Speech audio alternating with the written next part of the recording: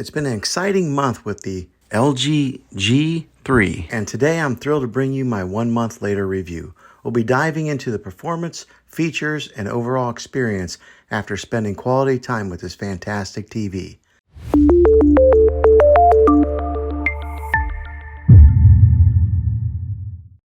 Well, hey guys, Juan here. Thanks for stopping by my channel and checking out this video. So if you're watching this, I imagine you're in the market to buy this TV here, or maybe you have purchased it and you're looking to get some of the specifics on it. Well, after owning this thing for 1 whole month, I'm going to give you my review on this and give you the ins and outs of it, and if I think that this has been a pretty good TV after using it for a month, because I think that usually takes about that much time to really use a product to tell if it's going to be good or not.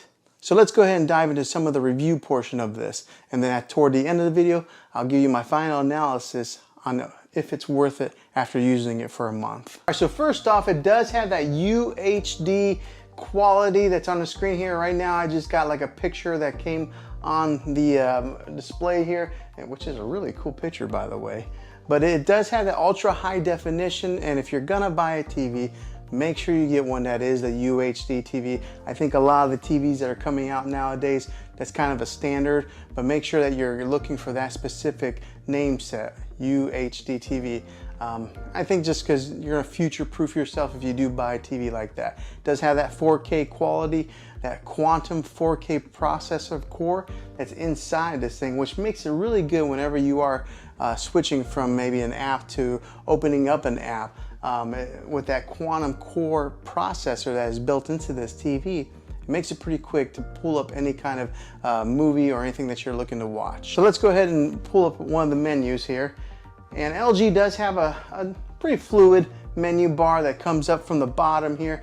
And when you first get this TV, it does come pre-installed with all your major apps that you probably use. So it does come with Netflix, your Prime Video, Disney, Hulu, Sling, YouTube, Apple TV. Those are already preloaded in there. Now, when I say preloaded, they're on there, but you do have to download each one, but you download it one time. Now, those who may not know, you don't get that app. You gotta have the subscription to that app, but they are on there. But say you don't have a subscription to any of these apps on here, the good thing about LG is they do have some free content that they offer. So over here, if you can see, there is one that says CH free, and on that, it's kind of like their channel that has like almost kind of like open air TV. Okay, so if you look over here on the menu some more, there's one that's called Peacock. That's like their latest and greatest app that just came to the LG App Store, and it's got a slew of free content on there as well. It's got the Google Play Store if you are into that family there of the Google apps. It does have Vudu, Showtime, Stars, Redbox. Remember, we used to have to go and buy it or rent a DVD and then return to the Redbox store. Well, now you can just rent them right here on the app. It's got the CBS All Access, Spotify, so if you do want to listen to any type of music, you can do that right here on TV. And then it's got YouTube TV if you're into that, and then also just the regular YouTube app below it. So it has pretty much all your major apps that you're probably looking to consume any type of media on.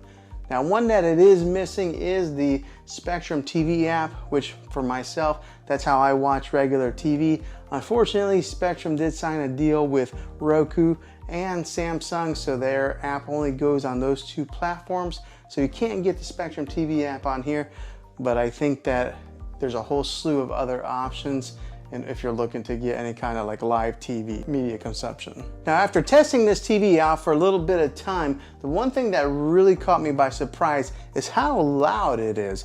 A lot of times I only have to listen to this thing, right here's the volume button, but I usually pull it up to about 18 is where I'm comfortable at listening to it, and I do have kind of a longer room here. 18 is plenty loud for me, so therefore I don't really need a sound bar with this TV.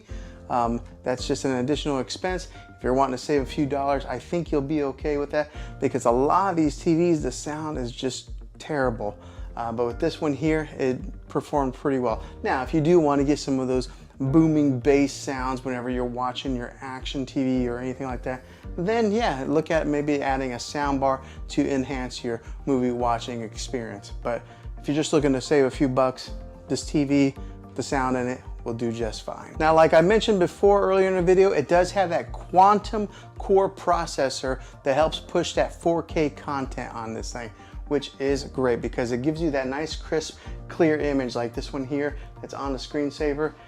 That quantum processor helps boost and makes those colors very vibrant, and maybe reduces a lot of the noise that would be in an image. Therefore, it does also translate into video watching, giving you that really dynamic color that you're looking for.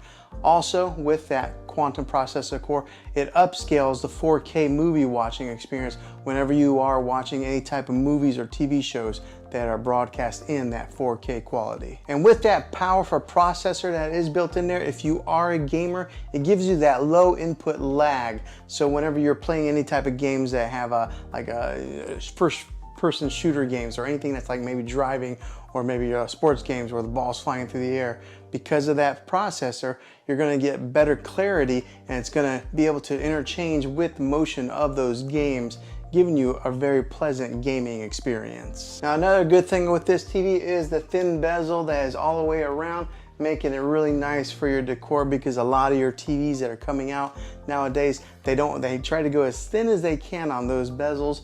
This one here does a pretty good job as far as being able to maybe match into your decor. Right now, I just have it sitting on top of a dresser. There are 4 screw holes on the back, so that way you could mount this on the wall if you wanted to. Now, let's talk about the back a little bit more, and let's talk about the inputs that it does have. Okay, so on the back of this thing, there is a USB input in case you're wanting to hook up any type of media player to it. It does have 3 HDMI inputs with that ARC HDMI in case you're wanting to hook up one of your game systems like an Xbox or a PlayStation to this. It does have the ARC HDMI input on here also, giving you 2 other HDMI inputs. It does have an Ethernet port in case you're wanting to wire in your internet directly into this, and it does have your RCA jacks with all the color coded. And it does have that old-fashioned coax cable in case you're wanting to hook up an antenna to this thing and watching a live open air TV. Okay, and just to give you a quick little look at the remote here, this is what is on the remote. It does have a built-in Netflix button. It's got a built-in Prime Video button, and then there's a movies button right here, so that way you can customize it. But it's got all your major settings buttons and everything that you would normally need. And the thing I like about it does have that push button feel versus having maybe a touch screen, kind of like an Apple TV remote. So yeah, this is what the LG remote looks like. And if you are somebody who watches a lot of sports, it does have a 120 Hertz refresh rate to help with that sports watching experience. So for example, whenever you're watching like soccer and they kick the ball up in the air, and sometimes you would see like a blur on some of those cheaper TVs.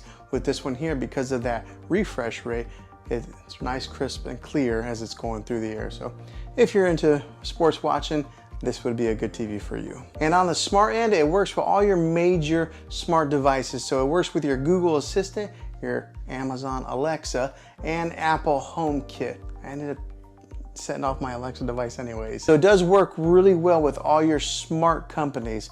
The good one is Apple AirPlay is built into this. If you are an iPhone user, you're able to mirror your iPhone to this TV. And I did make a video on that, and I can put that in the description down below if you're interested in doing something like that. Now, I did talk about the audio earlier in the video, but this one does have a 2.0 channel when it comes to the audio, boosting about 20 watts of power. And it is a downward type of audio. So the good thing about it is this is mounted up a little bit higher than a lot of your TVs, and because the sound does point downwards, it bounces off like that and goes into the direction of where you're watching, or maybe bounces off the wall and kind of helps project it out. But it is plenty loud for you. And then just to give you the weight size of the TV, it's a 24.9 pounds. So it does have a little bit of weight to it, but the bigger the TV, the heavier they are. And then fresh out of the box, whenever you do buy one of these LG TVs, they do come with a 1-year warranty. I've never really had to use any warranties on my TV, and I've never bought any extended warranties myself. That's just me being an average consumer, maybe somewhat of a cheapskate. But I never buy any of those extra warranties. But this one does have a 1 year right out of the box. Okay, so would I recommend this TV after using it for 1 whole month?